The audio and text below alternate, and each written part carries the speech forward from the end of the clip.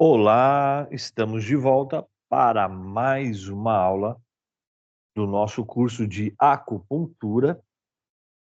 Hoje nós vamos ver uma matéria que não está no livro, mas é de suma importância que nós saibamos, né? E é o ponto Chu antigo. O que são esses pontos Chus antigos? Na verdade, chama de ponto Chu antigo, mas eles são mais recentes na história da acupuntura, da medicina tradicional chinesa.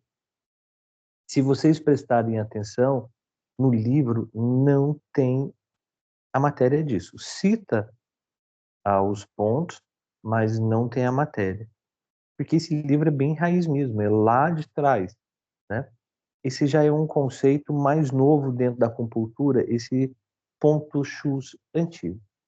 Porque depois tem o ponto Chu dorsais, que a gente vai ver na parte de microsistemas, né? Então, é mais novo ainda. Então, o ponto Chu antigo,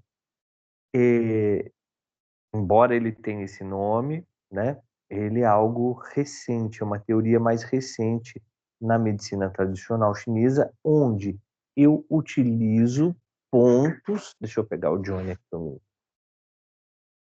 Eu utilizo pontos somente do cotovelo para baixo e do joelho para baixo, em ambos os lados, tanto o lado direito como o lado esquerdo.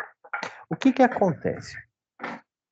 Por que ele ganhou força e notoriedade? Pela praticidade, porque nós podemos trabalhar qualquer doença pegando somente os pontos Chus antigos.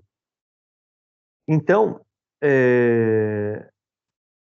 são várias fontes de origem. Uma delas é que as imperatrizes, né, assim como a Curiô, não podiam ver o corpo dela. Então,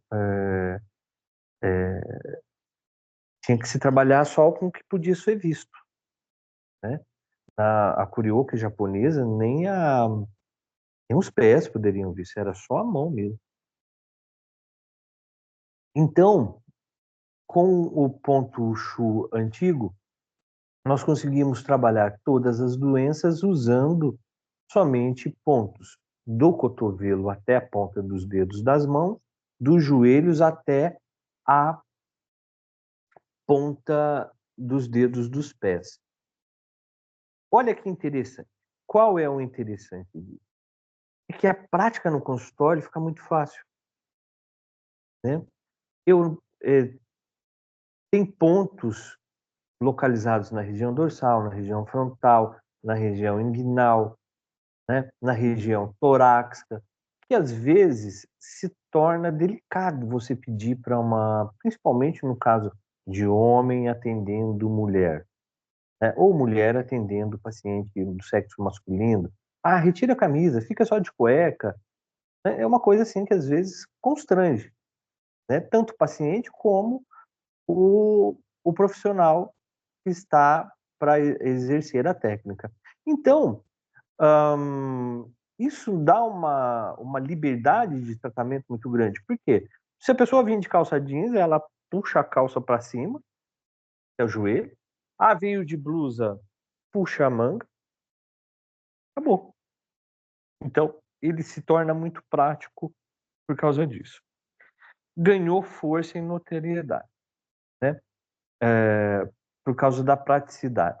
Mas, como o nosso curso é bem raiz, né? A gente vai trabalhar tudo. Bom, vocês vão conhecer todos os pontos, vamos verificar a localização de todos eles no corpo inteiro, inclusive o do Chus antigo. Então eu vou explicar para vocês mais ou menos como que funciona. Mais ou menos, não vou explicar para vocês como funciona a técnica do ponto Chu antigo mesmo.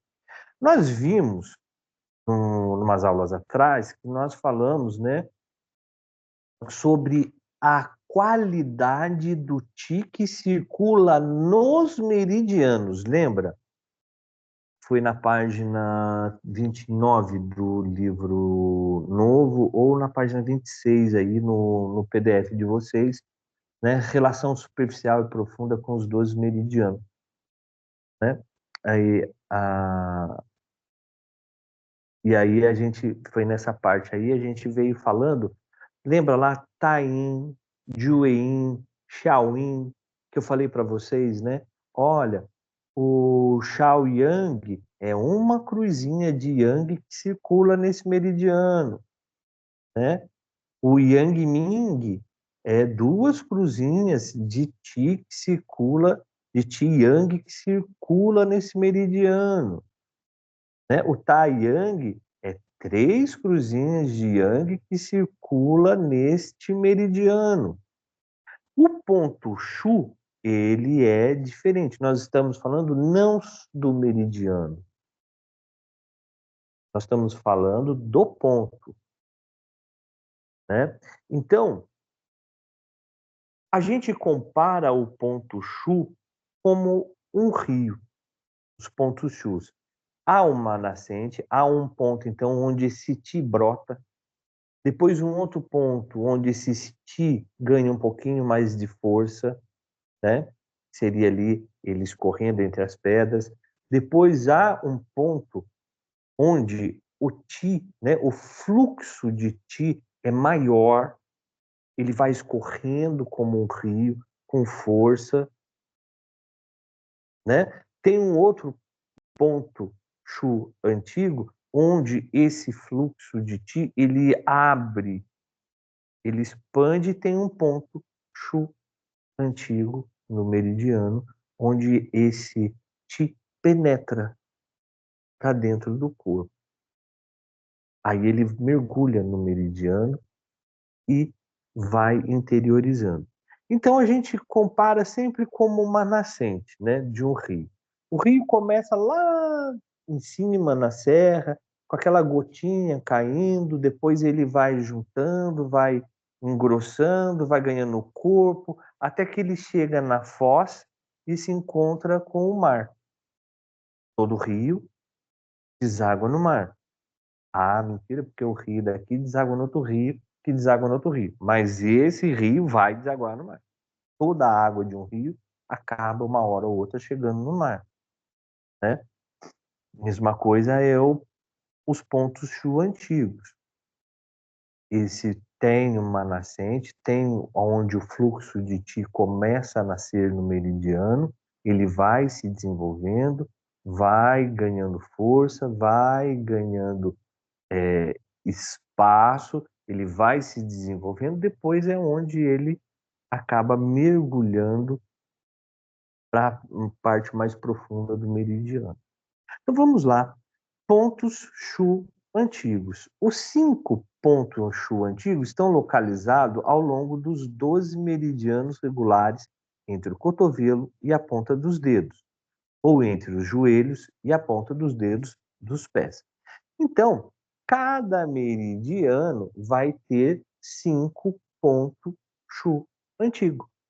Não se preocupe que ao longo, quando nós estivermos estudando o ponto do o meridiano do pulmão, por exemplo, que é o primeiro meridiano que nós vamos ver,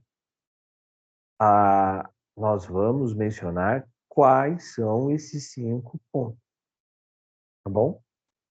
Então, nós vamos ver por meridiano. Quais os 5 pontos Shu do meridiano do pulmão, quais os pontos Shu antigos do meridiano do triplo aquecedor, do pericárdio, e assim vai. Tá bom? Então, vamos lá.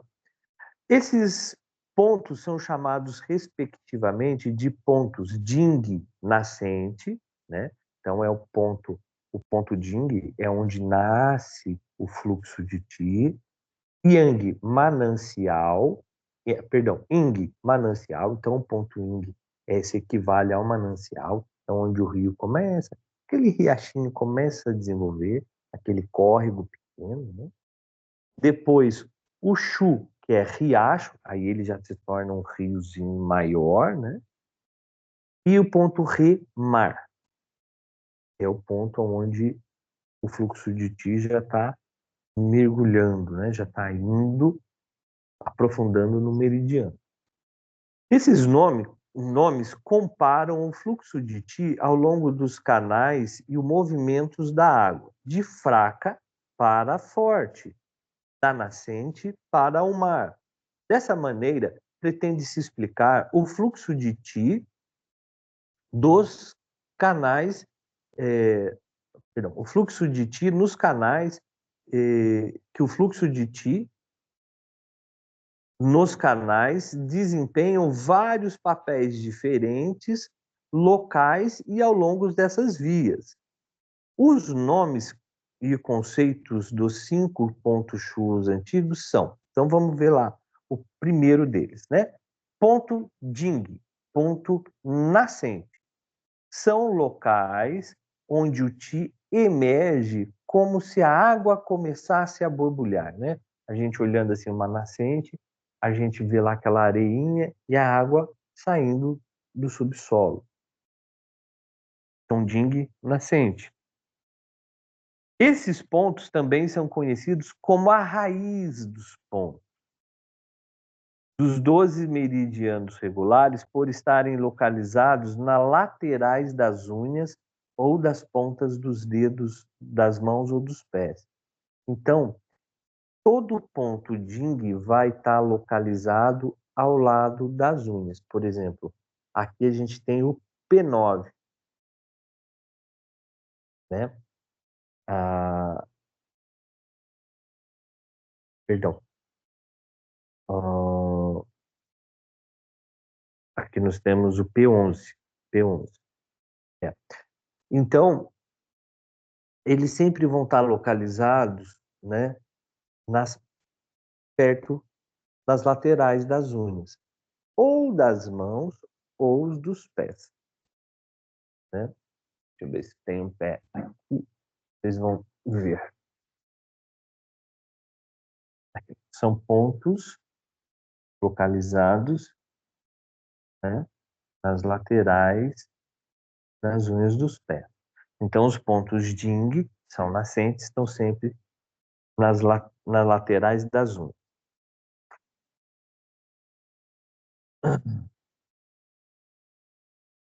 Por exemplo, o P11, o metal novo, né? E IG2, IG1, o Yang da fase do metal, são identificados para tratar plenitude do tórax.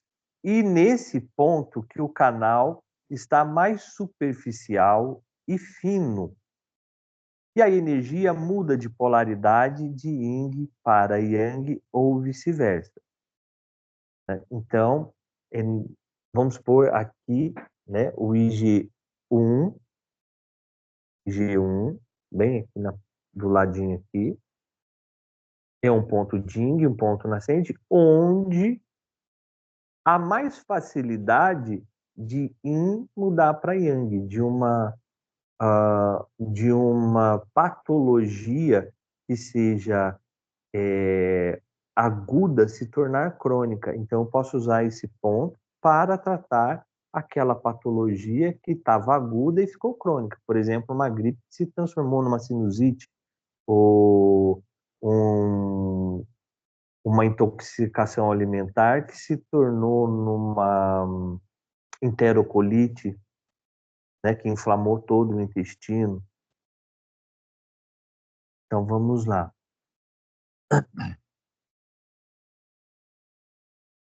O ponto Ding nascente apresenta um efeito dinâmico especial quando inserido uma agulha.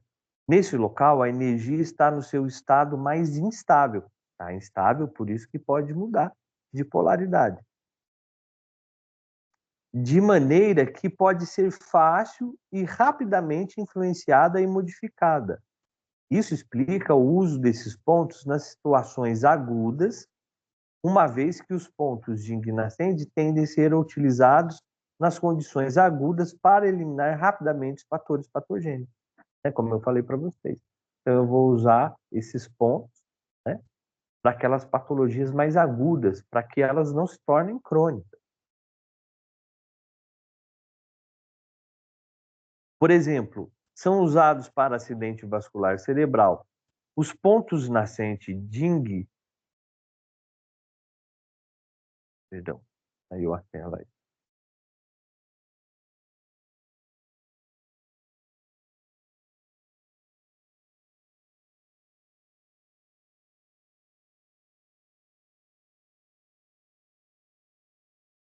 Os pontos nascente DING são utilizados para irritabilidade, inquietude mental e ansiedade. Aplicam-se tanto no canais Yin como Yang. Os pontos nascentes apresentam um efeito forte sobre o estado mental e mudam rapidamente o humor. Então, para crises de ansiedade, de depressão, ansiedade Yang, né, depressão mais Yin, a gente pode usar para inverter isso, inverter essa polaridade.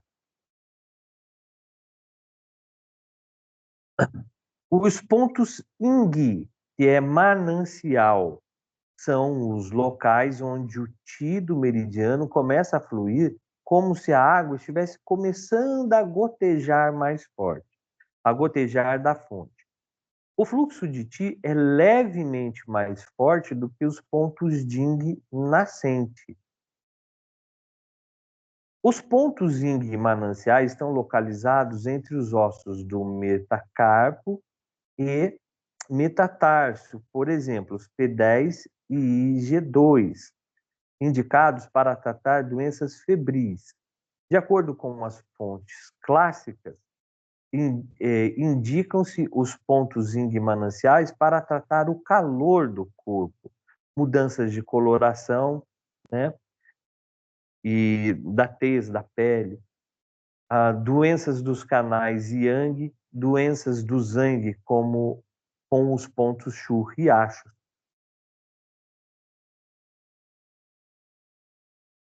Esses pontos, gente, o manancial, eles estão aqui, ó, IG2, IG1 ponto nascente, IG2 ponto manancial, né?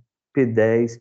Então eles vão estar nessa região aqui já dos ossinhos, quase chegando na região palmar, né, ou dorsal das mãos. Mesma coisa nos pés, vão estar nessa região aqui, ó, que é F1 aqui, né? O F2 já aqui, F2, F3, já nessa região aqui do peito do pé.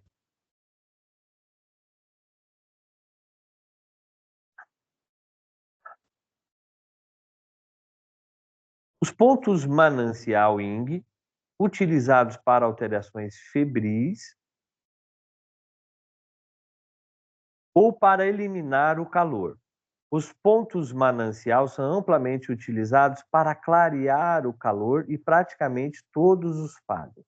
Então, aquelas doenças que provocam calor, né, no corpo, como o estado febril, como as insolações. É muito comum nessa época do verão, né, as pessoas queixarem, passarem mal por excesso de calor, o corpo aquece demais. As mulheres, no período de climatério, vem aqueles, o que chamávamos de fogacho, né, aquele calor que vem, invade e depois vai embora rapidamente. Os pontos Chu, riacho, são os locais onde o Ti floresce, com a água de um rio irrigando os campos. Estão localizados nas áreas próximas aos punhos e aos tornozelos, como P9 e R3, para tratar as artralgias e sensação de peso no corpo, né? Então, a gente tem aqui nessa região o P9, né? E aqui desse lado aqui do pé, bem aqui pertinho do maléolo, eu tenho o R3. Então, já estou mais na região do tornozelo e do punho, os pontos Chu, riacho. E eles tratam esses problemas mais locais ali também, né? As artralgias, quem tem tendinites de tornozelo, tendinite de punho, artralgia no tornozelo ou no punho. Nesse ponto, o fluxo de Qi é rapidamente e grande o suficiente para carregar outras coisas com ele. Daí o nome transporte. Então, vocês já imaginam o Chu, o riacho, né? Que é uma parte do rio que eu já posso colocar uma canoa para transportar. Né? Já tem uma corrente boa, um espaço bom. Imagine esse fluxo de Qi nesse ponto. Nesses pontos, por um lado, os fatores patogênicos exteriores podem ser transportados para o interior e penetrar mais profundamente no canal. Por outro lado, nesses pontos que defensivos se acumulam. Os pontos reais são utilizados para tratar síndrome de obstrução dolorosa, síndrome BI. Então, o que a gente chama de síndrome BI dentro da medicina tradicional chinesa? Gravem bem isso. Toda síndrome BI é uma síndrome dolorosa, é uma síndrome que me dá dor no corpo. Estou com dor no corpo inteiro. É uma síndrome BI. Por exemplo, a fibromialgia é uma síndrome BI para nós. Né? Então, aquelas síndromes álgicas, pode ser muscular, pode ser de tendão, essa dor, pode ser uma dor óssea. Tudo que dá dor no corpo a gente chama de síndrome BI e a gente usa os pontos Chu e Acho para tratá-lo. Os pontos Jing e Rio são os locais onde o Qi do meridiano cresce em abundância, como a água do rio, onde os barcos podem navegar. Estão localizados, e aí a gente falou antes numa canoa, que é um transporte, uma jangada, aqui já é aquele rio mesmo, imagina aí o Rio Amazonas, onde a gente põe um barco enorme e ele vai embora.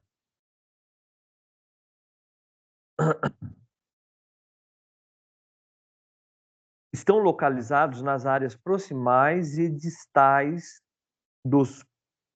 proximal e distal do pulso e dos tornozelos, acima das articulações, por exemplo, o P8 e o IG5. A P8 está mais aqui, né? O P9 está bem no punho, P8 aqui, né? Bem aqui assim. E o IG5, né? O IG4 aqui, o IG5 já está mais aqui para cima. Então ele já está um pouquinho mais para cima do cotovelo, um pouco do tornozelo e do punho, tá? Eles estão um pouquinho mais acima já. Eles vão lá, nascem na ponta dos dedos, já vão encaminhando lá pro cotovelo e pro joelho.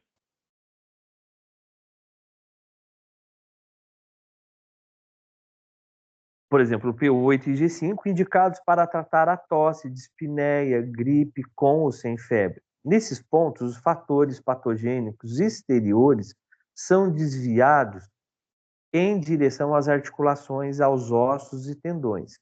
Isso é provavelmente a razão desses pontos serem chamados Jing, que nesse caso significa passar através. Então, aquelas doenças, principalmente oriundas, né, do fator externo que invade o nosso corpo e causa o desequilíbrio de Qi, eles passam, o fator patogênico passa por esses pontos, né, por esse ponto Jing. Então, a gente acaba usando eles para tratar essas patologias.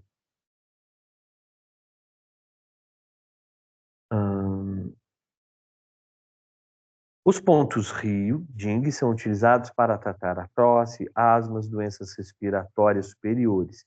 Isso se aplica aos canais Ying e também aos canais Yang. E por último, a gente tem aí o ponto Re, ou ponto Ro, tá? Vocês vão achar alguns livros falando ponto Ro. Re ou Ro é a mesma coisa, é mar. São os locais onde o Oti floresce como a água que corre para o mar.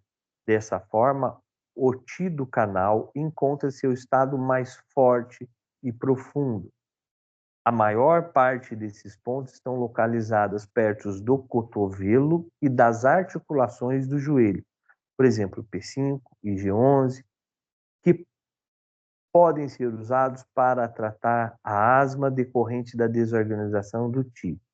Os pontos Re ou Ro, Mar, são utilizados para todas as doenças estomacais e intestinais.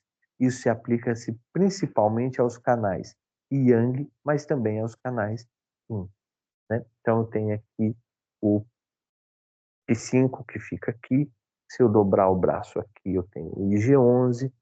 Então, esses pontos eles estão mais localizados próximos aos joelhos e ao cotovelo, tá bom? Não se preocupe, mas eu não gravei direito ainda o que esses pontos tratam. Não se preocupe, tá bom? Fiquem tranquilos, porque quando nós formos ler a descrição do ponto, né? Vou pegar um exemplo para vocês. Quando nós formos ler a descrição do ponto, lá vai estar falando tudo, né? Vou ler aqui para vocês.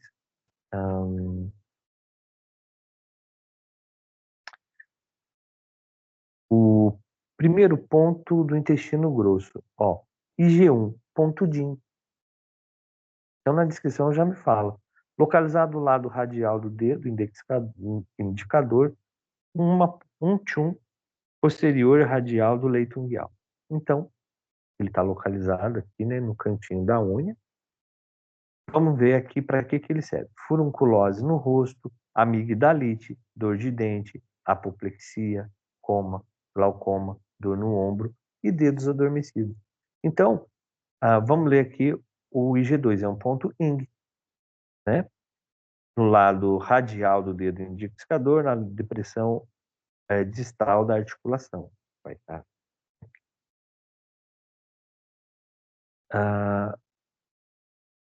Para que ele serve? Epistática, sangramento nasal, dor de dente, amigdalite, faringite, bursite no ombro e febre.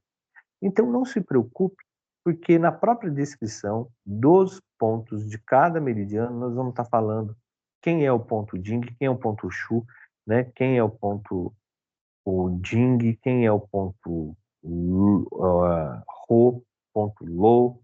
Fiquem tranquilos quanto a isso, tá bom? Então, esse aqui foi uma parte da aula de hoje, que é os pontos Shu, e nós vamos para técnicas de aplicação, que está na página 211. Deixa eu ver aqui para vocês. Eu já expliquei para vocês que a gente vai passando, né? Que a gente vai... Nós vamos adiante, retornamos, vamos adiante, retornamos, não vamos seguindo numa ordem, porque para melhorar a didática do curso, né? Só um minutinho, eu vou pegar aqui um materialzinho para a gente fazer essa aula.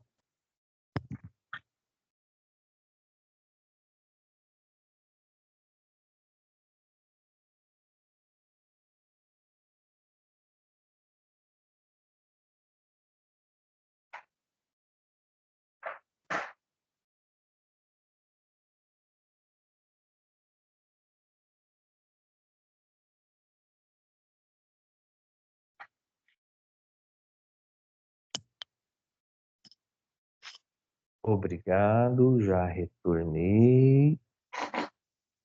Vou mudar aqui para vocês aqui também, né, no compartilhamento de tela. Vamos lá.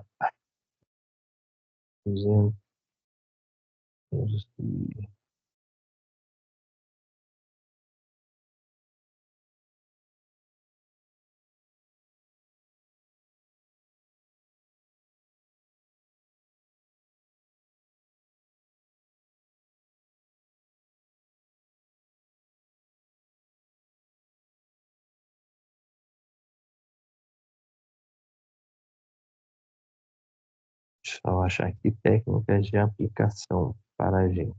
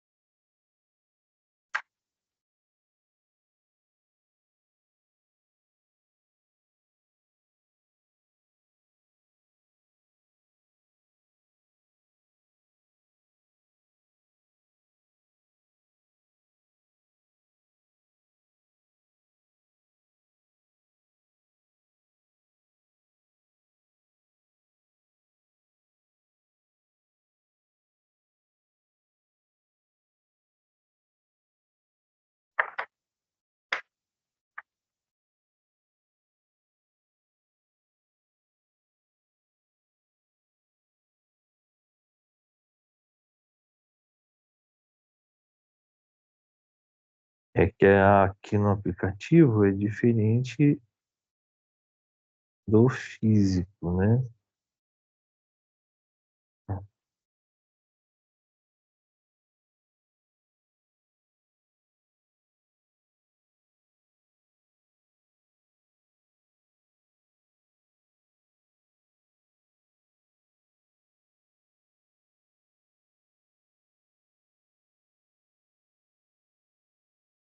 É o capítulo 9, tá aí na página 196 de vocês, né?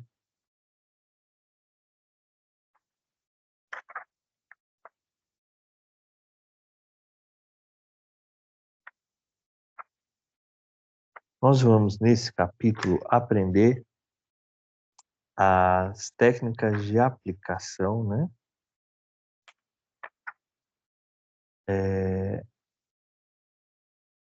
Com as agulhas. Por quê? Porque nós já vamos entrar nas aulas práticas, né? Ah, deixa eu pegar mais um materialzinho aqui.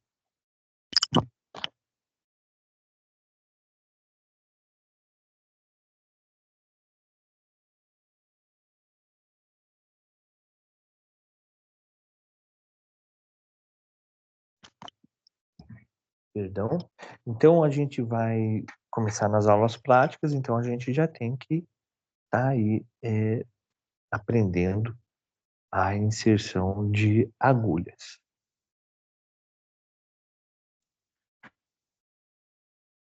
Por quê?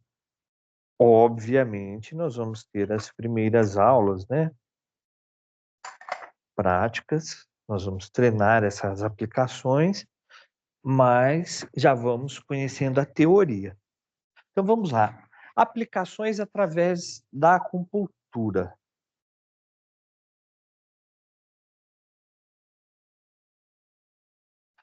Esse método consiste basicamente na utilização e aplicação de agulhas especiais, geralmente fabricadas de diferentes tipos de metais em pontos específicos do corpo, com o objetivo de, por meio de determinadas técnicas, estimulá-los e assim sensibilizar o plexo nervoso, provocando várias respostas terapêuticas.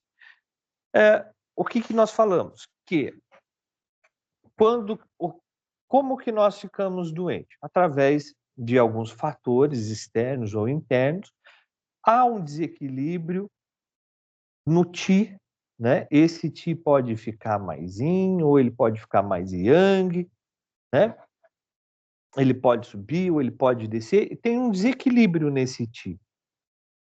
E como que a gente, através da medicina tradicional chinesa, da acupuntura, reequilibra esse Qi? Usando as agulhas, inserindo agulhas em determinados pontos do corpo, que vai provocar uma resposta neural, né? Eu vou aplicar aqui, a agulha aqui, vai mandar uma mensagem até o meu cérebro e o cérebro vai mandar uma resposta para aquela patologia que eu tenho. Estou com tosse, coloco a agulha aqui, pronto, o meu cérebro vai começar a mandar respostas através do meu sistema imunológico para melhorar meu pulmão. Lembrando que só a agulha na pele, gente, só quando eu insiro agulha, só a agulha ali, sem eu mexer nela, sem eu fazer nada, só a agulha na pele, ela provoca uma frequência de 2 Hz no meu corpo, né. O aparelho de eletroacupuntura, né, que é um potencializador da agulha, ele vai de 0,5 a 1000 Hz, o aparelho. É como se eu ficasse ali 1000 Hz, se eu ficasse ali extremamente rápido estimulando essa agulha, para provocar essa frequência. Essa frequência que vai ativar, essa frequência provocada pela agulha na minha pele, é que vai ativar o meu sistema nervoso para que a mensagem chegue até o cérebro, né. Então vamos lá, os tipos de agulha. Os tipos de agulha na história antiga, as agulhas chinesas se conheciam e utilizavam cerca de 9 tipos de agulha. Atualmente julgamos serem os 3 tipos mais importantes e úteis para a prática, médica.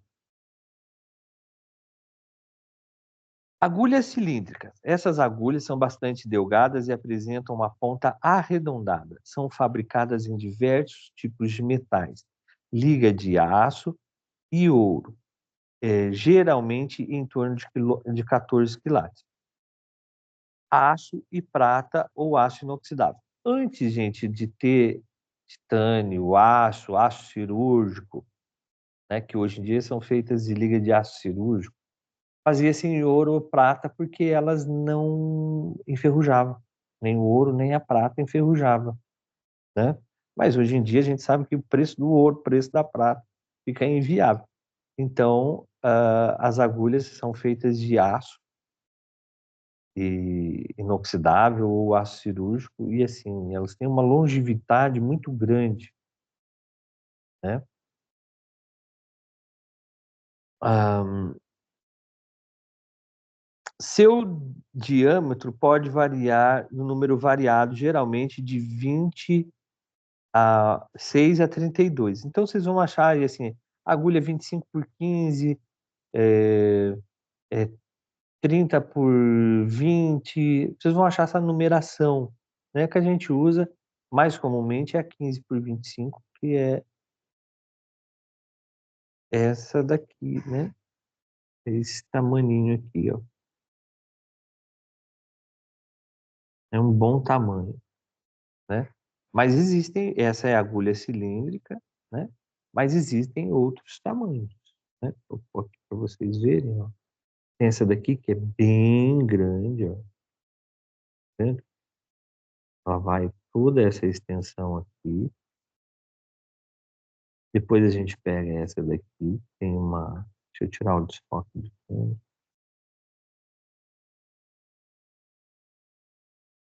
melhora um pouco a imagem. Depois a gente tem essa daqui, ó, né, e ela já é um pouquinho menor, tem a 25 por 15 que a gente trabalha, e aí a gente vai diminuindo os tamanhos, até chegar a esse tamaninho aqui, que é bem pequenininha, né, ela não vem nem com mandril, isso de vocês verem aí, né, mas ela é bem pequenininha. Ó, aqui é o cabo, só tem esse pedacinho aqui. Isso eu vou mostrar para vocês o dia que vocês estiverem em sala de aula, né, fica melhor da gente mostrar. Mas são essas agulhas cilíndricas. Se eu pegar a ponta de uma agulha dessa aqui e olhar no microscópio, a ponta dela é arredondada. Não tem intenção de cortar, diferente da agulha de injeção. Todo mundo já deve ter tomado uma injeção na vida, a gente sabe que a agulha dela de injeção é chanfrada e tem corte, porque a intenção é cortar o tecido, atravessar o tecido ou a veia para injetar a medicação. Nós, na acupuntura, não temos intenção de cortar o tecido, apenas de estimular os plexos nervosos, né, que estão localizados nos pontos. E então não precisa ser uma agulha de corte, por isso que raramente sai sangue. Sai sangue? Sai sim. Às vezes quando o meridiano está com o tio estagnado, né? Aí sangra um pouquinho e a gente até gosta quando sangra. Ah, professor, sangra muito? Não, 1, 2 gotinhas. Às vezes você vê só brotar assim um pouquinho de sangue, mas é bom, né? Às vezes corre, a pessoa está muito yang, às vezes quando aquele ti está muito bloqueado, muito estagnado, às vezes corre, mas é muito raro. E a gente não liga quando sangra, a gente até gosta. Então a agulha, a ponta dela é arredondada para quê? Para que se afaste o tecido. Não quero cortar o tecido, eu só quero que ele se afaste para eu chegar até as terminações nervosas para provocar a estimulação, tá bom? Então nós vimos a agulha cilíndrica, que são essas que nós vamos usar. As agulhas cortantes apresentam uma ponta lanceolada semelhante à figura geométrica de um losango. Via de regra, elas têm um diâmetro maior do que as agulhas cilíndricas, mas como estas apresentam comprimentos variados. Então, as agulhas cortantes, a gente usa aquela agulha ou de injeção mesmo, ou aquelas que a gente faz testes de glicemia capilar. Aquelas agulhas precisam cortar, precisa fazer sangrar. E para que nós usamos essas agulhas cortantes? Para sangrias. Tem pontos que será necessário eu sangrar, dependendo da patologia. Por exemplo, uma pressão alta, né? A gente dobra a orelha aqui no ápice do pavilhão auricular, a gente dá um pontinho aqui em cima para sangrar, né? E aí a pressão abaixa. Então, eu preciso ter uma agulha que corte, porque eu quero que sangre, né? Então, eu vou usar uma agulha cortante. Ou eu uso essas agulhas, né, de injeção mesmo, e agora a gente tem essas agulhinhas de perfurar o dedo para glicemia capilar, é até mais barato, você compra uma caixinha assim, R$ 10, uma caixinha dessas agulhinhas, 10, R$ 20 o negócio. E vem muita, então, e é como a gente utiliza pouco, então é algo que dura. Mas são esses tipos de agulha cortantes, né? Que são usados para as agulhas cilíndricas, de ponta redonda, né? Essas que a gente usa, não tem intenção, a gente não tem intenção de cortar nada com elas, a gente só quer que o tecido se afaste para provocar um estímulo no ponto. E tem as agulhas cortantes que a gente usa para sangria. Aí sim a gente quer que sangre. Agulhas intradérmicas são subdivididas em 3. Agulhas em forma de flor de ameixa, com 5 pontas. Agulhas 7 estrelas, com 7 pontas. E as agulhas intradérmicas. Eu tenho aqui para vocês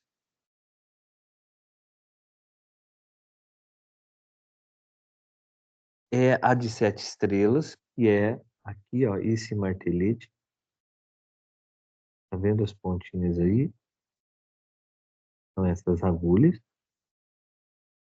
Desse lado eu tenho uma ponta só. Esse é um martelete, né?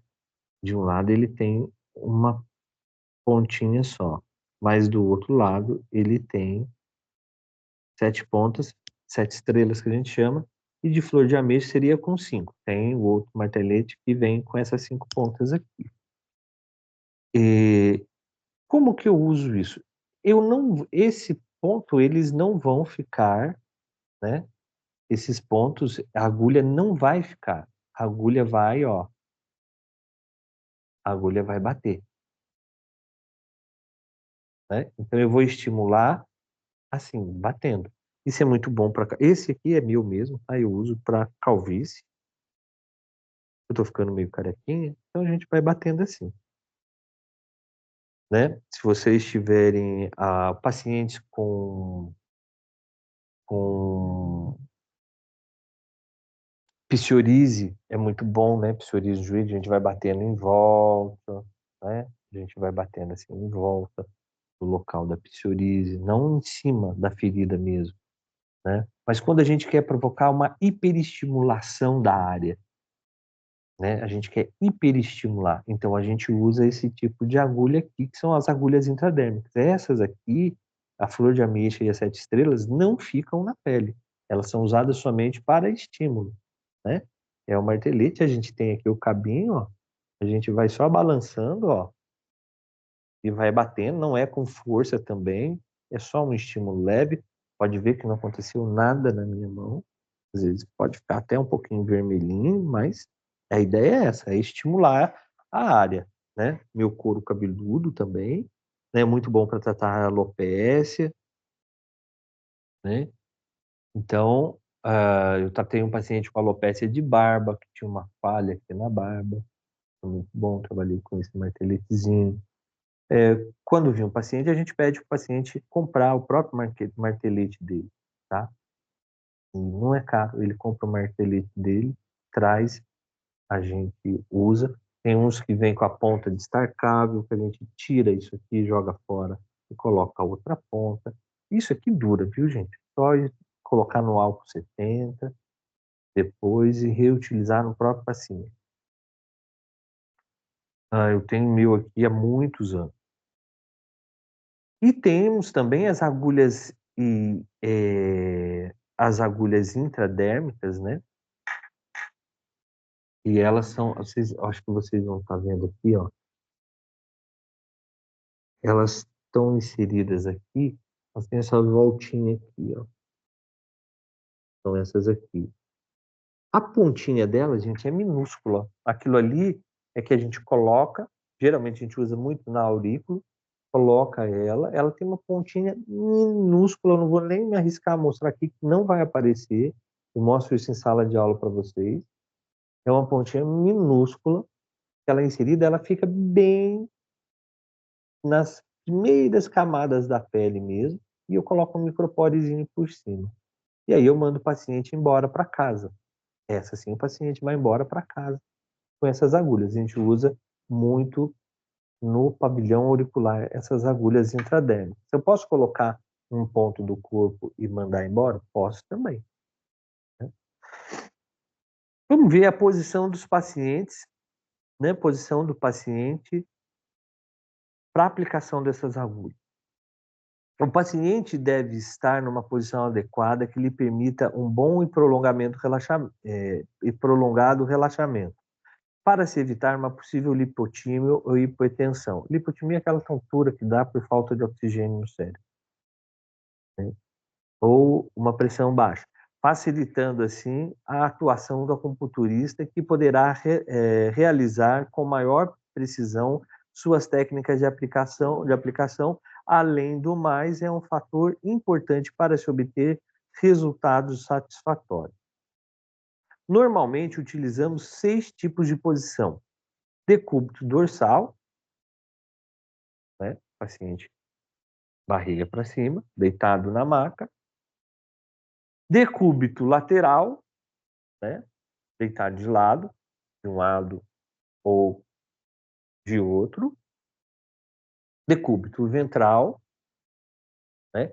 Com o ventre na maca. Sentada com o tronco semi-flexão anterior e a fronte sobre um apoio. Então, eu posso pôr o paciente sentado nessa posição, colocar alguns travesseiros e o paciente vai, né, se apoiar na maca. Aí eu tenho os pontos das costas, os pontos aqui da mão. Quando que eu uso isso? Às vezes paciente que vem com dificuldade, problema na coluna, dificuldade de levantar.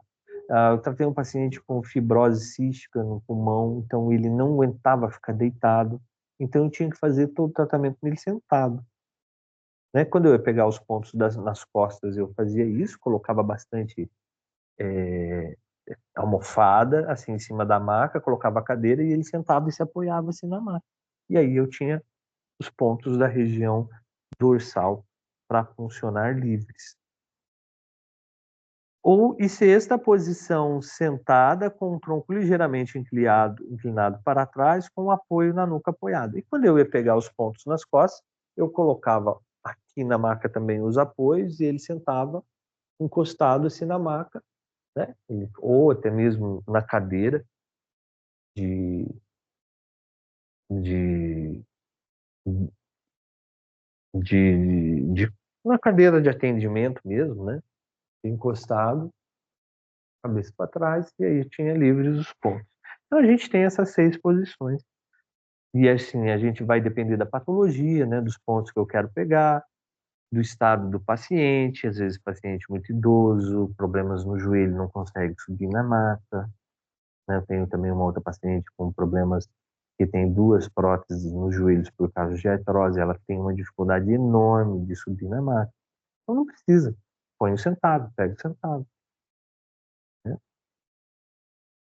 Tem paciente com fobia de ficar na posição ventral, né? Tem a maca que tem aquele apoio, a gente, né? Pessoa deitada de costas, né? De posição ventral, né? E aí tem o apoiozinho, põe aqui a cara naquele apoio. Tem gente que tem fobia de ficar nessa posição.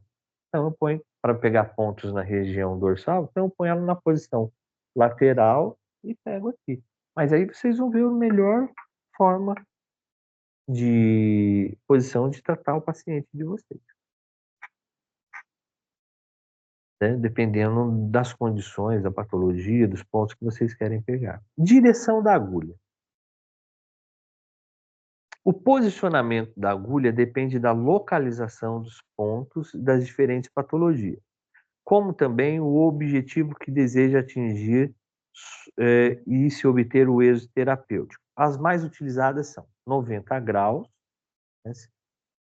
Aqui, 90 graus,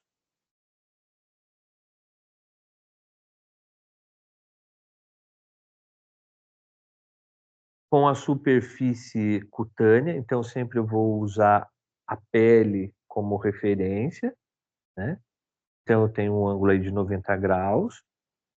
Vou pegar o mandril aqui que é mais fácil vocês visualizar, então vai entrar agulha reto na minha pele, assim, agulha reta, obliquamente fazendo um ângulo de 30 a 60 graus com a superfície da pele ou mais inclinada, né, nesse sentido assim.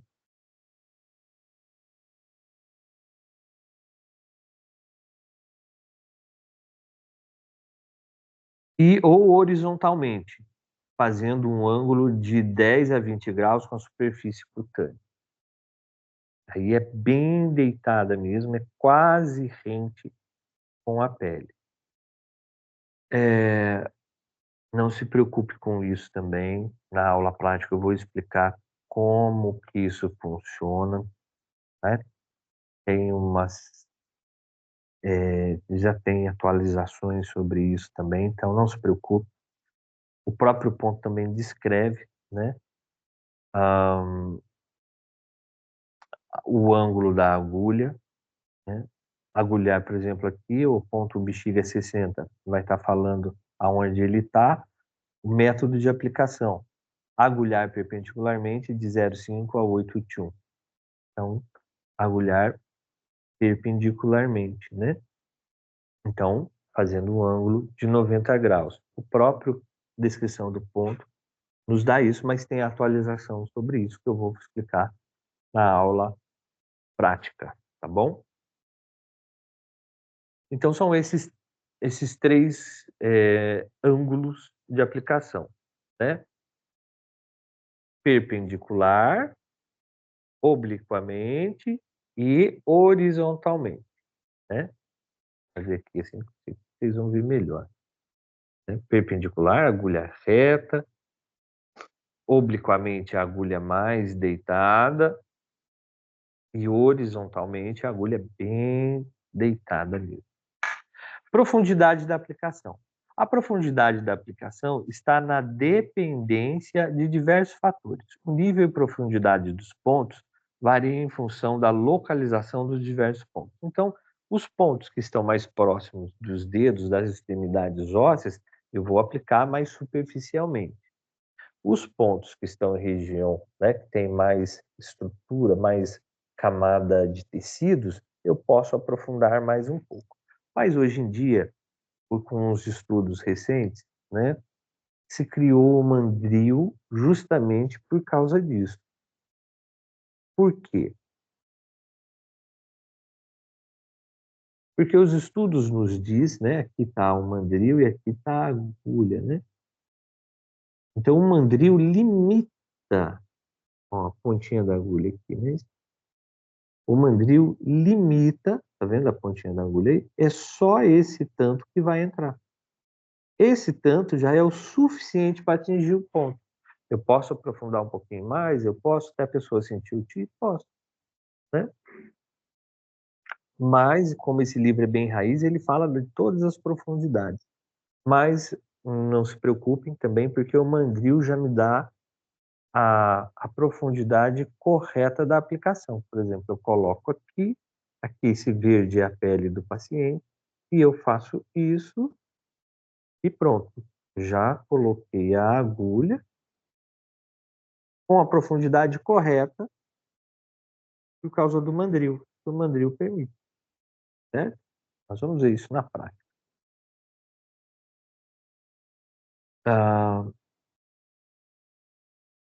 então, a intensidade da sensibilidade necessária, né, o tipo de estímulo que eu quero obter, constituição física, ou seja, em pacientes obesos deve se aprofundar um pouco mais do que em pacientes mais magros e vice-versa. O fator de idade, ou seja, em idosos e crianças, a profundidade de aplicação deverá ser mais superficial. O fator sexo. No sexo masculino, em relação ao sexo feminino, o nível de profundidade deverá ser maior. Então, nos homens, aprofundaria-se mais e nas mulheres, menos. Nos idosos e crianças, mais superficial. Nos obesos, mais profundo. Nos mais magros, mais superficial. O estado geral do paciente, quanto melhor o estado geral do paciente, mais profunda deve ser a aplicação e vice-versa. Então, se está muito doente, mais superficial, se está um pouquinho melhor, mais profundo. O tipo de síndrome, de acordo com a teoria da medicina chinesa, são divididas em 4 critérios, são yin e yang, calor e frio, superficial e profunda, excesso e deficiência de energia. Né? Mas não, foi o que eu falei para vocês, não se preocupem com a profundidade da agulha, porque o mandril, com os estudos, o mandril já nos dá a profundidade adequada. Eu tenho que fazer pequenos ajustes às vezes. Técnicas de aplicação. Tradicionalmente, as técnicas de aplicação são divididas em vários tipos. Cada um deles recebe nomes diferentes. Contudo, recentemente, com base nos resultados de vários estudos e estatísticas científicas, foram simplificados em apenas 5 tipos de técnica. E dessas 5, a gente usa mais 3.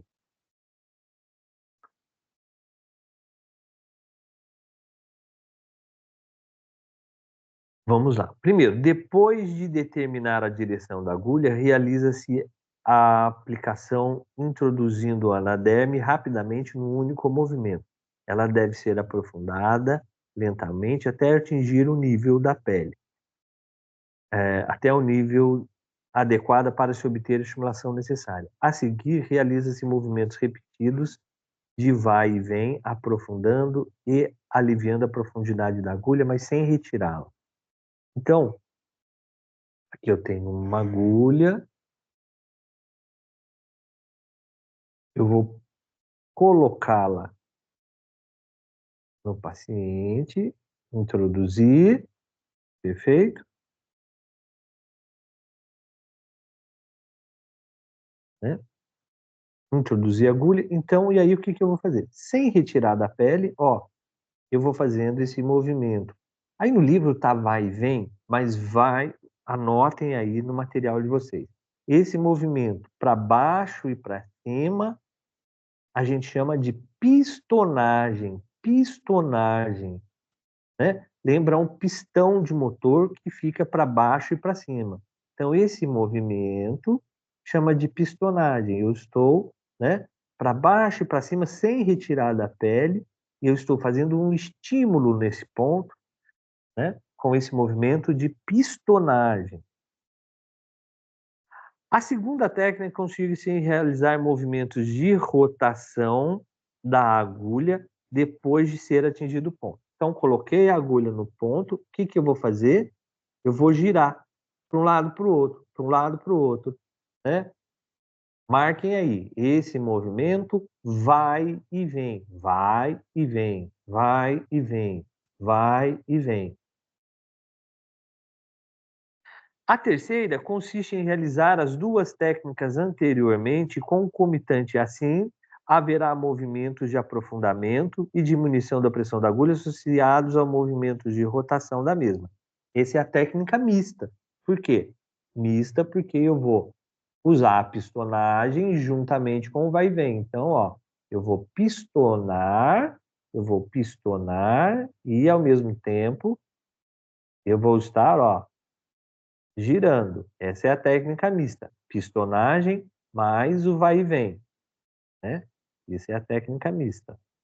Vou pistonando e no vai e vem. E a raspagem? A raspagem. Depois que a agulha deve ser atingida o ponto, deve-se fixá-la com os dedos da mão esquerda e com a outra mão apoiar o polegar sobre o terminal, faz movimentos repetidos de raspagem com o dedo indicador na haste. Então a agulha está aqui na pele, eu vou fazer isso, né? Aqui tem o cabo, vocês vão sentir que o cabo ele é espiralado. E aí, ó, eu vou raspar o cabo da agulha. Olha o barulhinho.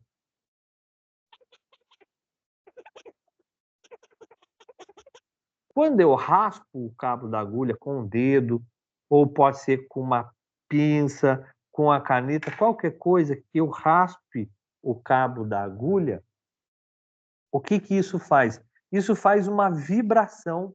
Essa vibração promove os estímulos, né? Essa vibração promove os estímulos aí da agulha.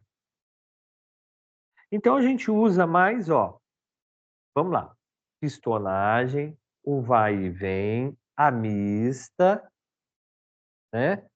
A raspagem, certo? O quinto, eletroestimulação. Essa técnica requer a utilização de vários tipos de correntes elétricas. Usa-se uma pinça especial conectada numa das extremidades do fio, pinçando a haste da agulha. Essa técnica recebe o nome de eletroacupuntura. Essa parte de eletroacupuntura, nós vamos ter uma aula somente para ela, tá?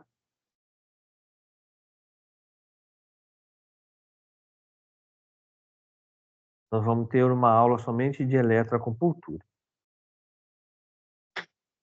Técnicas de tonificação e dispersão energética. Essa eu quero, de fato, que vocês... Lógico, todas são importantes, mas essa eu quero que vocês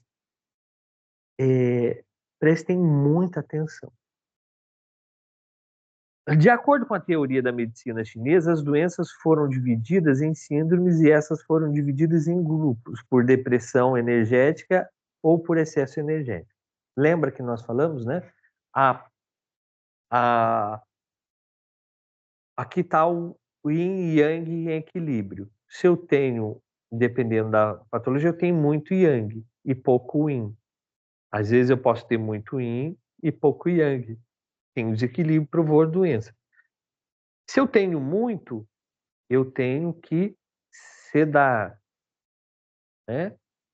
Se eu tenho pouco, eu tenho que tonificar. Então, existem técnicas para sedar e tonificar os pontos. E essa que a gente vai usar, porque é isso que nós vamos usar para equilibrar o Qi, tá? Do meridiano. Nós vamos sedar ou nós vamos tonificar. De acordo com a teoria da medicina chinesa, as doenças foram divididas em diferentes síndromes, e essas subdivididas em dois grupos, por depressão energética, né? Ou por excesso energético, quando está yin, quando está yang. De acordo com essa teoria, com base em estudos científicos, o princípio do tratamento baseia-se na necessidade de dispersar ou tonificar determinado meridiano, dependendo dele estar apresentando excesso ou deficiência energética. Isso consegue manter o equilíbrio entre os dois meridianos e, consequentemente, a cura da doença. A doença é o resultado de um desequilíbrio energético entre o meridiano em questão. As técnicas para a realização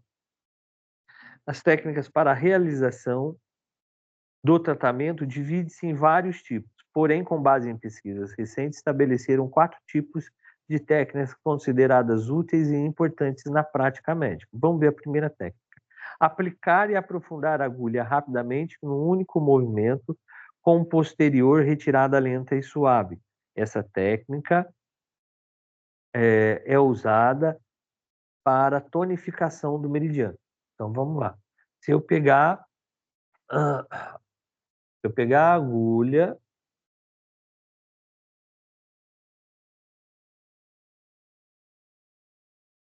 aqui está a agulha, está o mandril, está a pele do paciente, né? Eu vou colocar no movimento,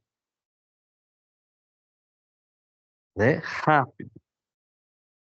Puf, já foi. Na hora de retirar, eu vou tirar bem devagar. Vou tirar, ó, bem lentamente. Ó, bem lentamente, bem suave. Pronto, retirei a agulha. Isso vai me provocar uma tonificação no meridiano. Letra B. Aplicar e aprofundar lentamente com posterior retirada rápida. Essa técnica é usada para conseguir a dispersão, então para sedar. Agora, se eu fizer o contrário, se eu pegar e vir, ó, eu vou colocando a agulha bem devagar, ó. Coloquei a agulha. Na hora de tirar, eu tiro de uma vez. Aí eu estou sedando. Aí eu estou sedando.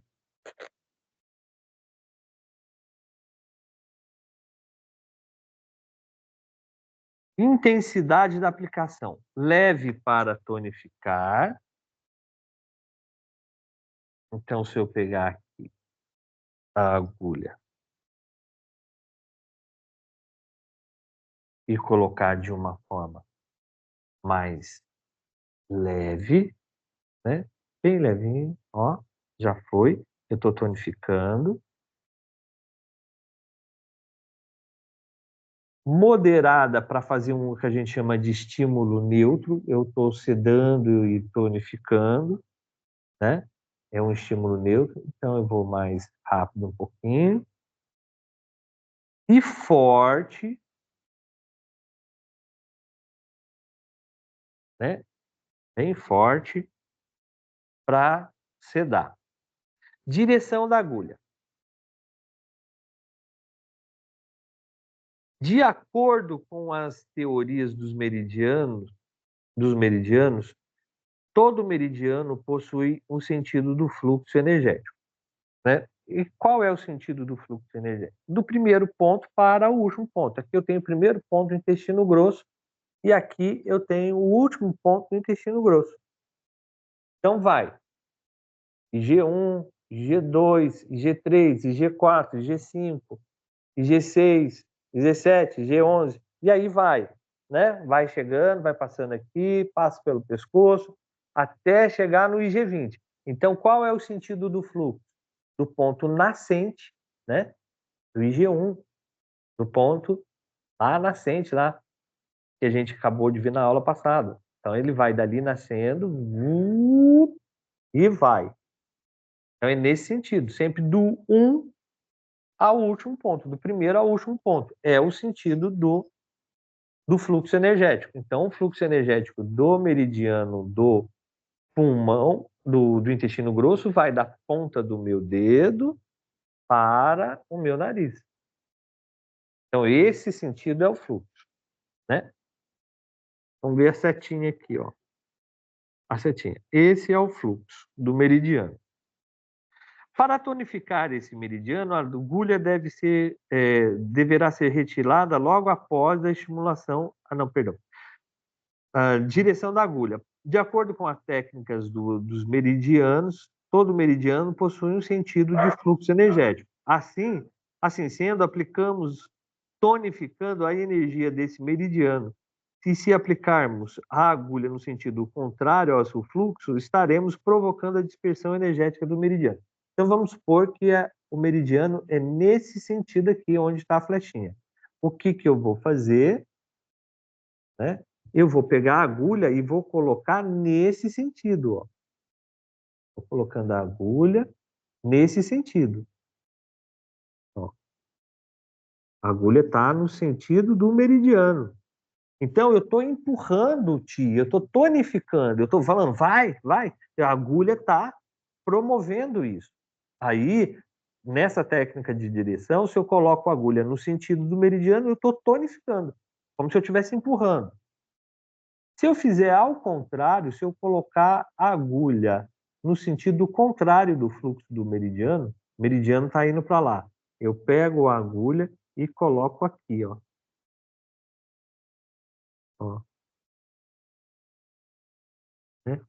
A agulha está no sentido contrário. O meridiano está vindo para cá e a agulha está inserida aqui. Eu estou sedando.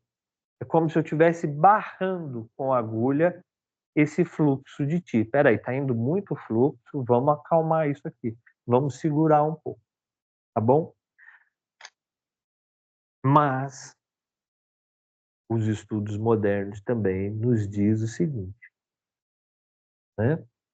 Aqui está o meridiano, o sentido do meridiano. Se eu coloco a agulha aqui e girar no sentido horário, no sentido do relógio, tem até um reloginho desenhado aqui, no sentido horário, eu estou empurrando, ó, a setinha, né? Então, no sentido horário, eu estou empurrando o fluxo do Ti, sentido horário. Então, é o que a gente mais usa. Para tonificar, eu uso no sentido horário. Eu giro no sentido horário. Gravem isso, marquem isso. Como que eu tonifico um ponto? Eu giro a agulha para o sentido horário. Como que eu cedo? O contrário, sentido anti-horário. Anti-horário, estou cedendo ao fluxo anti-horário. Eu estou segurando o fluxo de ti. Então, das técnicas de aplicação, as mais usadas, né, para sedar e tonificar. Tonificar, sentido horário, eu giro a agulha no sentido horário. Para sedar, sentido anti-horário. Estímulo neutro, né? Eu não quero nem sedar nem tonificar, eu quero que estimule aquele ponto. Eu posso usar a pistonagem, eu posso usar o vai e vem, ou eu posso usar a raspagem, tá? Então, aquelas técnicas anteriores que a gente viu, técnica mista, pistonagem, vai e vem, raspagem, na verdade, eu estou apenas promovendo uma estimulação, mas sem sedar e sem tonificar. Agora eu quero tonificar, eu giro a agulha no sentido horário. Eu quero sedar, agulha no sentido anti-horário, tá bom? Vamos ver aqui o que mais a gente tem aí. A técnica de agulhas cortantes.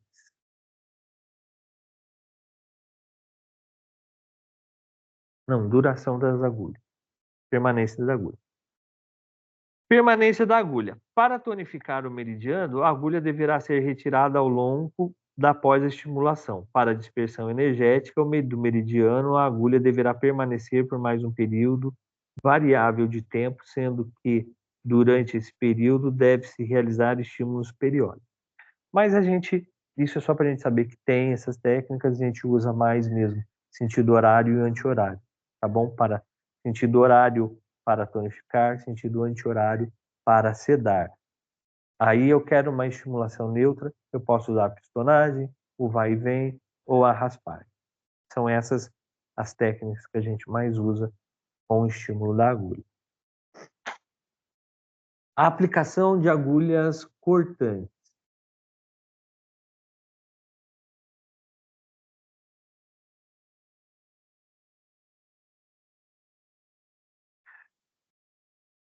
Essas agulhas têm a ponta em forma triangular ou losangular, com as bordas cortantes, sendo as mais usadas as de número 26 e 28. Elas têm duas aplicações: perfuração única, num processo consiste em provocar, com o uso da agulha, um ponto sangrante superficial e deixar sair uma ou duas gotas de sangue.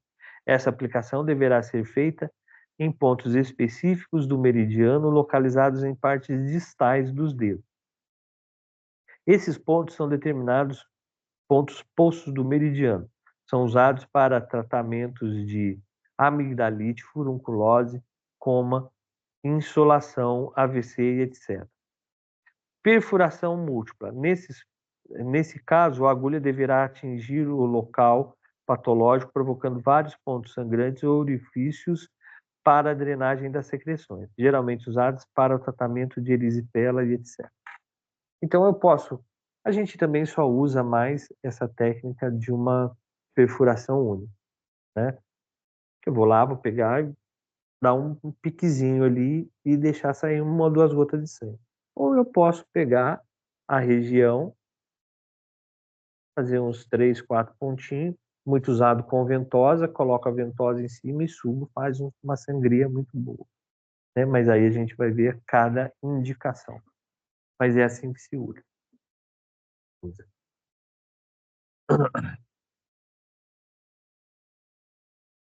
As aplicações,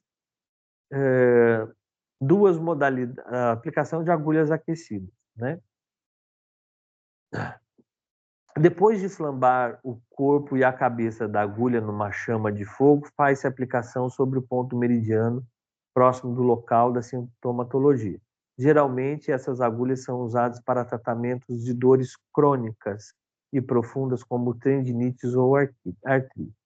Então, eu vou pegar uma vela, vou aquecer a agulha, né, vou aquecer bem o corpo da agulha, não aqueço o cabo, né, que eu vou pegar o cabo, obviamente, mas eu aqueço bem essa ponta aqui até ficar vermelho. Depois eu venho e insiro na pele do paciente. Essa é uma técnica de agulha aquecida. Queima? Não queima. Eu vou fazer aqui em sala de aula com vocês, vocês vão ver que não queima. Depois da aplicação da agulha sobre o ponto determinado, aquece com moxa acesa, colocando sobre o terminal da agulha e deixando até que o paciente acuse o calor. E aí também tem essa técnica onde eu vou pegar a agulha, já está no corpo do paciente, eu coloco um pouquinho de moxa aqui, ou uma moxa botão e acendo. E aí vai queimando, ou eu posso aquecer com o próprio isqueiro, né? Quando a paciente está com menorragia, tá com hemorragia, né? Faz já um mês que está sangrando, não para.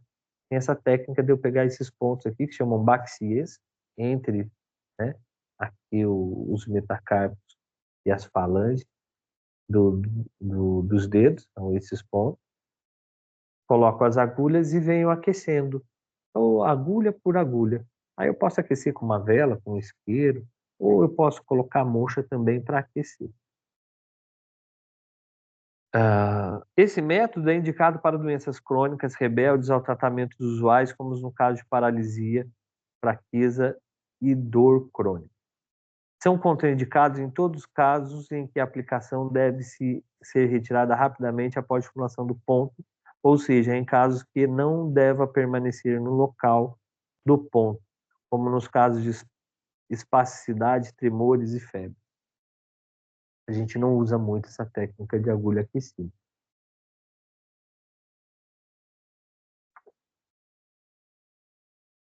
Se o paciente estiver muito in mesmo, né? Precisa dar um up, ou com excesso de umidade, aí a gente acaba usando essas agulhas aquecidas. Por exemplo, o caso de, né, de hemorragia, é muita umidade no útero. Então, a gente faz aqui, nos baxias, que são pontos extras, também embaixo pâncreas, a gente consegue dar uma controlada boa nisso. Aplicação das agulhas epidérmicas. As agulhas também recebem o nome de agulhas pediátricas e são comumente usadas em crianças. São apresentadas em vários modelos, porém os dois modelos mais usados são denominados agulhas de flor de ameixa, em forma de um pequeno martelo, recebendo esse nome por apresentar sua cabeça de 5 pontas. Outro modelo, em sua apresentação, em 7 filetes, recebendo assim o nome de agulha de 7 estrelas. Foi o que eu falei para vocês aqui sobre o martelete. Técnica de aplicação. A estimulação local. Realize a estimulação sucessiva sobre a pele, o local da patologia, até que a superfície apresente-se avermelhada, né? Até ficar vermelho. Estimulação sucessiva de pontos próximos aos processos espinhosos das vértebras, lateralmente entre elas, seguindo a teoria dos meridianos ou dos dermátomos, né? Eu tenho aqui pontos das costas, o meridiano da bexiga, que passa ao lado da coluna vertebral, né? Eu vou estimulando esses pontos paralelamente à coluna vertebral. Estimulação de pontos reflexos, os pontos target, ou o que a gente chama de ponto Ashi, que é um ponto de dor. Ah, tá me doendo aqui no pescoço. Então vamos lá, usar. Estimulação de pontos distais do membro, ou seja, os pontos dos 5 elementos, né? Aí eu também posso ter uma técnica de ponto distal, que é o seguinte: eu quero cuidar do meu joelho, eu uso pontos no cotovelo. Eu quero cuidar do meu tornozelo, eu uso pontos do punho, né? Eu quero usar pontos do meu quadril, eu quero curar o meu quadril, eu uso ponto dos ombros. São pontos distais, que a gente também vai ver. Aplicação da agulha intradérmica. Diagnosticar primeiramente o desequilíbrio dos meridianos por meio de testes de condutibilidade do meridiano ou testes de sensibilidade do ponto em relação ao calor, né? Aqui, essa técnica da agulha intradérmica, eu vou fazer um teste com o aparelhinho, tá? Que a gente vai aprender na aula de elétrica, para ver a sensibilidade do ponto. No aparelho de eletroacupuntura tem essa parte de localização de pontos, né? Com o próprio aparelho você consegue localizar, e também da sensibilidade do ponto. Ou com calor, né? Você vai testando. Mas eu acho muito assim, tem gente que tem uma sensibilidade maior do que outra, eu acho muito vago esse tipo de diagnóstico. Não gosto. Prefiro fazer o diagnóstico sobre os 5 elementos. De acordo com o resultado acima, selecionar o pontos para aplicações, depois de realizar o teste com auxílio de um tester, né, que é esse aparelho que eu falei para vocês, para localizar o ponto mais sensível na pele. Fazer a aplicação com agulha intradérmica, fixá-la com o esparadrapo por um período variável por alguns dias ou semanas. E foi essas agulhinhas aqui, bem que tem a pontinha redonda, né? Aliás, tem aqui essa parte do corpo dela arredondada, isso que vai ficar para fora da pele. Aqui ela está fixada aqui no EVA aí, né? Ela tem uma pontinha que fixa ela. Aqui é onde eu vou pôr essa estrutura redonda, é para que ela não afunde na pele, não fica lá dentro da pele da pessoa, né? Então essa estrutura redonda é uma barreira para que ela não penetre mais do que o necessário. Então coloca ela na pele da pessoa, depois coloca o micropore aqui e manda para casa. E aí ela fica lá uns dias lá. E a auriculoterapia, né? A auriculoterapia também nós vamos ter uma aula somente sobre isso. Tá bom, gente? Então essa foi a aula de hoje. Nós vimos aí os pontos chus e as chus antigos e as técnicas de aplicação das agulhas. Mas, não consegui entender, confuso, estou confundindo tudo. Nós vamos pegar isso passo a passo. Toda aula nós vamos trabalhar essas técnicas de tonificação, de sedação. Até o final do curso vocês vão estar craque nisso. É que é a primeira vez que vocês ouvem falar disso, né? Às vezes confunde um pouquinho mesmo.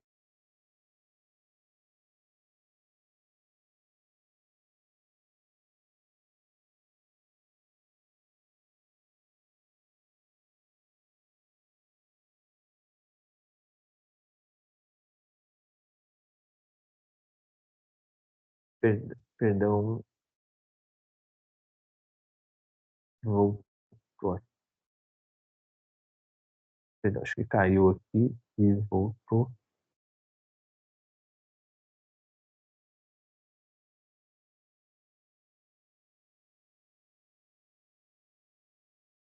É. Então, não se preocupem, tá? Que a gente vai aprender isso até o final do curso. É um dia parece, assim, complicado, porque é a primeira vez que vocês estão ouvindo, mas na hora que a gente colocar a mão na massa, começar a fazer, vocês vão: "Nossa, é isso? É simples", tá bom? Confiem, vocês têm capacidade de aprender, não se apavorem, é para isso que as aulas práticas servem, para a gente treinar, para a gente ver as técnicas de aplicação, a manipulação das agulhas, os pontos, quais as funções de ponto, quem é ponto de sedação, quem é ponto de tonificação, né? E, e a gente vai trabalhando isso a cada aula. Então a gente vai falando de 5 elementos, nós vamos falando de meridianos, a gente vai sempre falando, né, revisitando os conceitos principais da medicina tradicional chinesa, sempre em cada aula, né? Agora parece que é tudo muito confuso, eu não sei nada, estudei e não entendi nada. Parece que está assim, né? Ah, eu vejo a aula, depois eu esqueço, mas na hora que eu chegar aqui e começar a apontar para vocês, a mostrar para vocês, ah, isso foi daquela aula, ah, naquela aula o professor falou aquilo, ah, isso aqui foi naquela aula que a gente viu tal coisa, tal coisa, tal coisa. Começa a vir. Então não se preocupe, tá bom? Eh, Na aula prática é que a gente começa a colocar tudo que está aqui para fora, certo? Se tiverem dúvida, eu estou sempre à disposição e até a próxima aula.